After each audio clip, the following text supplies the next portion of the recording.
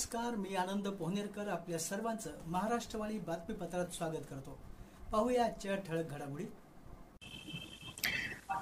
नमस्कार, मी रवींद्रसिंह संतोषसिंह परदेशी, पोलीस अधीक्षक परभणी। या ठिकाणी समस्त परभणीच्या नागरिकांना आवाहन करू इच्छितो, कोणी मद्यप्राशन करून वाहन चालवू नये, सार्वजनिक ठिकाणी गोंधळ धांगडधिंगा करू नये, अन्यथा आपणाला कारवाईला सामोरे जावे लागेल। आमच्या नाकाबंदीचे पॉइंट लावलेले आहेत, त्या ठिकाणी प्रत्येक ठिकाणी ड्रंक अँड ड्राईव्ह म्हणजे दारू पिलेल्यांची तपासणी होणार आहे।